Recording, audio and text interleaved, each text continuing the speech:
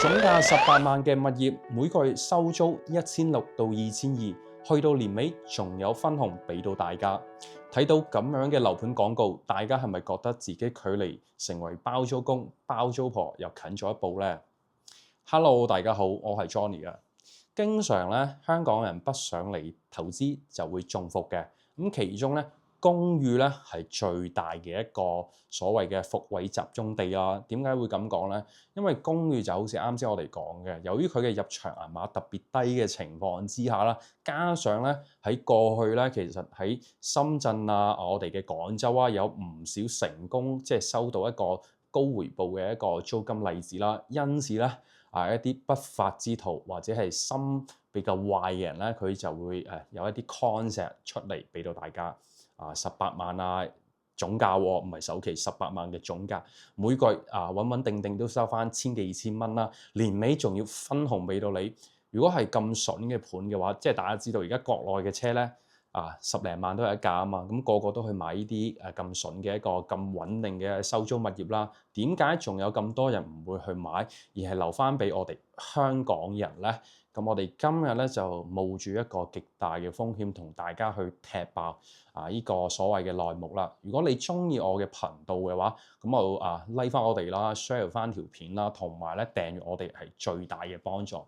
好，咁我哋喺了解公寓啦，咁佢好多伏位嘅情況之下，我哋邊一啲係香港人最容易踏入嘅伏位之前咧，我哋都有一啲最基本嘅信息俾到大家嘅。即係公寓其實直面啲嚟講，佢都係磚頭啊嘛。咁竟然係磚頭咧，就有好與壞啦。先講講壞嘅3樣嘢。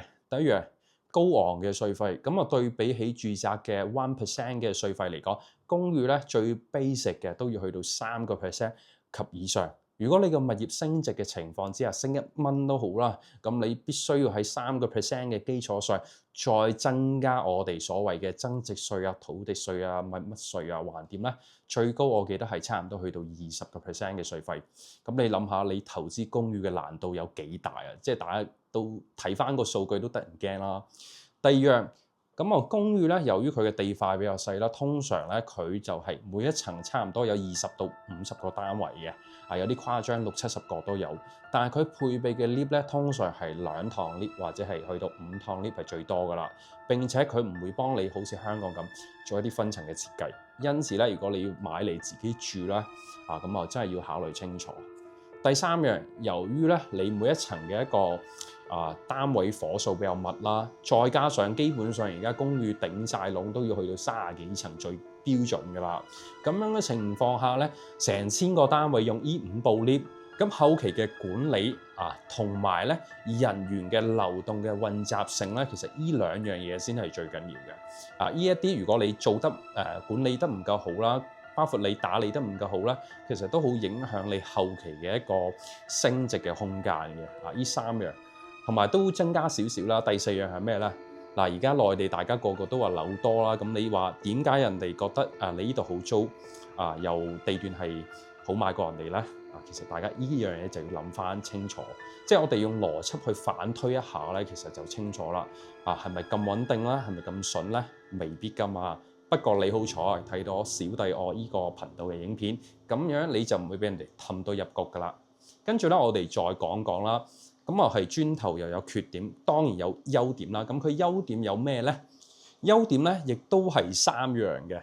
第一樣當然係平啦。咁多香港人，特別係一啲長者，特別容易落搭，就係因為咧10幾萬、20萬唔到，個個都香港人都攞得出啦。你隻金撈都唔止20萬啦，係嘛，大佬？咁樣平嘅情況咧就令到咧入搭嘅門檻極其之低但係亦都係好處喎，因為同樣你即係公道啲講，同樣400尺，香港同內地咧個價真係一天一地啊！咁如果有啲人就係話，我真係得20-30萬想買嚟自己用下得唔得咧？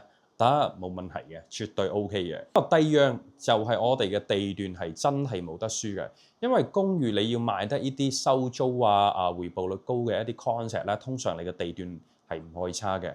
事實上咧，公寓嘅選址咧，通常係喺最好嘅一個商場啊，或者係地鐵口上蓋嘅。咁呢樣嘢我哋係唔可以否定，只不過咧我哋會思考一樣嘢，就係你即使商場、地鐵口都好，如果你租金同當地收入太過反差大嘅情況之下咧，係咪真係可以有穩定嘅收租咧？長期穩定就未必啦。咁就第三樣啦，冇限購，冇錯啦，你都冇聽錯。喺2026年樓市或者係經濟行緊下坡路嘅階段咧，都要同大家提翻呢個限購，因為喺2018年以前咧，其實中山、珠海都有一個限購嘅時間。嗰陣時咧，公寓咧400-500尺、600-700尺炒到200幾萬，對比2026年，即係7-8年後嘅今日啦，淨係30-40萬嘅價錢咧，係爭咗差唔多有7-8倍嘅價。點解會咁樣？就係因為政策性嘅問題。咁公寓咧係冇限購嘅，咁你做銀行嘅 mortgage 都比較方便嘅，因此咧係可以好快咁樣簽完約交流俾到大家。咁以上呢幾點咧就係佢嘅優點啦。咁我哋睇完啦，優點同缺點啦，跟住落嚟我哋就要講啦，公寓咧常見嘅一啲伏位啦，同埋咧一啲經典嘅案例俾到大家。如果大家睇到呢度咧，記得 like 翻我哋。如果你有啲更加多需要優缺點你想補充嘅，歡迎大家喺留言區下方 comment 翻，分享翻你嘅一啲睇法。跟住咧就係公寓點解會暴力式嘅一個跌價咧？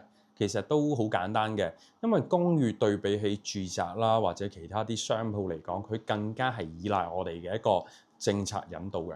點解喺2017-18年咧，中山嘅公寓咧可以賣到2000幾港幣一尺咧，即係2萬幾蚊一平啦？大家要知道，而家第四代住宅都係講緊依個價喎。點解短短7-8年嘅時間咧，竟然個市場咧會翻天覆地嘅變化咧？就係因為政策引導啦。當時嘅背景咧就係好多人市場嘅購買力得唔到釋放啦，因此咧政府就谷住大家去買公寓。咁公寓啲發展咧就係咁谷起個價啦，2萬幾蚊喎，大佬，你今時今日周街都係30-40萬，仲要有地鐵啦、有商場啦、有校網啦，等等等等。所以話咧，我哋買樓嘅過程中真係要揾一啲專業嘅機構團隊去諮詢。喂，當下國內嘅大背景係點樣？咁呢個城市要點樣去行？點樣去發展啦？我哋再根據呢啲我哋搜集到嘅資料，再自己去分析翻，呢個先係買樓最正確嘅一個做法嘅。又袋錢入大家袋啦，大家真係要 like 翻我哋呢個頻道啊。OK，咁我哋再講埋啦，就係公寓最常見嘅伏位，屢試不爽嘅。10年前係咁，10年後都係咁啊！唔同之處咧，就係10年前真係可能收到幾年嘅一個穩定嘅一個租金回報，但係10年後嘅今日咧，30-40萬一個單位，平嘅10幾20萬仲要俾咁高租金，你係咪真實嘅咧？我哋嚟講講反租嘅條約。大家有冇發覺而家啲 Facebook 嘅廣告啦、樓盤廣告係冇嗰啲咩幾多厘嘅回報？如果有，其實你都可以唔使睇㗎啦，因為嗰啲就係頂住中國內地嘅一個條例喺度冒險咁樣 send 啲信息俾啲客。因為政府最新就唔允許啦，發展商虛假去宣傳嘅，包括呢啲所謂幾多厘回報。因為凡係涉及到回報嘅問題咧，其實中國政府都有講啦，你超過8% 以上咧，就基本上你要面臨住你被人哋呃㗎啦。咁5% 以上其實都好大風險嘅。咁呢個係一個最 basic 最基本嘅常識啦。咁反租喺當年嚟講咧，就係發展商會同你講，呢個單位個月都係穩定收幾千蚊㗎啦。咁連收6年，咁6年之後租金市場好翻啦，租金又升啦，咁到時候再簽6年又係唔同嘅。咁隨住個 sales 同你畫餅畫得越嚟越大、越嚟越好食嘅情況之下咧，你一拍板，由於個價錢平啦，你可能隨時掃3-4間或者成層啲大豪客都有嘅。所以呢啲情況之下咧，就睇翻你嘅意志力同埋你有冇超越常人嘅思維啦。點解會咁講咧？因為一般人入到去都會俾人呃嘅，除非你睇咗 Johnny 嘅頻道，咁樣就好大機率咧做翻個醒目仔就係咁樣。好啦，咁常見嘅伏位同埋咧即係橋唔怕舊，最緊要受，就係講緊呢個反租嘅。今時今日咧，啲正規嘅樓盤佢都唔會宣傳咁樣反租啊，幾多幾多，亦都唔允許私底下同啲客人去輸出，只可以話你睇睇屋苑嘅周邊啊，有冇咩大型嘅地鐵啊、商場啊、醫療等等嘅規劃？如果有，你再自己綜合判斷未來樓市嘅走勢係點樣，再去決定。咁至於你話收租嘅 case 啦，咁喺過去10年、20年啦，深圳啦、廣州啲港口啊、碼頭，其實佢哋嘅一個回報率係確實係高嘅。但係喺今時今日，中國經濟喺下坡路嘅階段，再要往上行，需要幾多時間咧？冇人知道。所以咧，我哋唔好去相信呢啲所謂嘅公寓收租啊，成為大灣區嘅包租公包租婆，以後嘔跛隻腳唔使做，冇可能嘅。人咧最緊要腳踏實地先係真道理。